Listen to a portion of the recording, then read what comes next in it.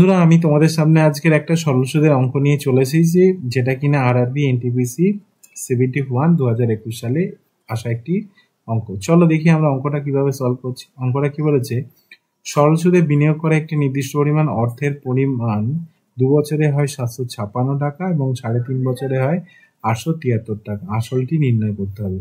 তাহলে একটা জিনিস দেখো, আমাদের প্রিন্সিপাল বা আসল আমরা কিন্তু জানি না, মানে আমরা আসল জানি না, তাই না? আসল আমরা কত সেটা কিন্তু কারোরই আমরা এখানে অঙ্কটাতে কিছু বলা নেই। তাহলে দেখো বলেছি একটা এই আসল 2 বছরে গিয়ে কত হচ্ছে, 2 বছরে হচ্ছে 756 টাকা, তাই না? কত না 2 বছরে।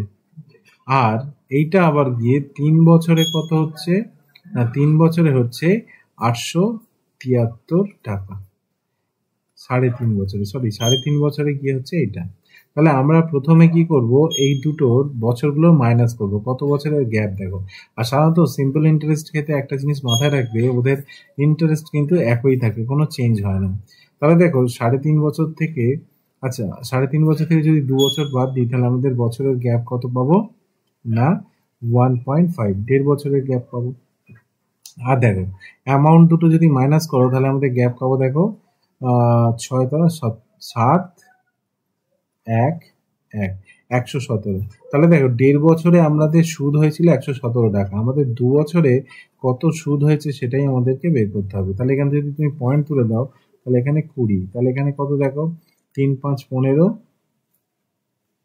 4 5 আর 20, 3 দিয়ে এটা যদি কাটো হবে 3 9 39। তাহলে 3 9 কে 4 দিয়ে গুণ করলে হবে 156। ওকে, তো আমরা 156 পেলাম 2 বছরের সুদ।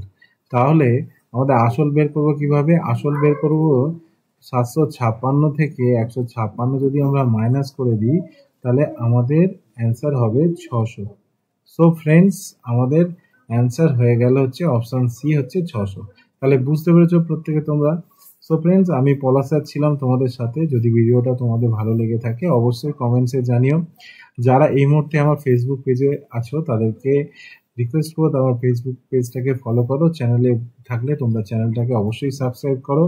অলরেডি যারা আমার চ্যানেলটাকে সাবস্ক্রাইব করে দিয়েছো তাদেরকে অসংখ্য ধন্যবাদ।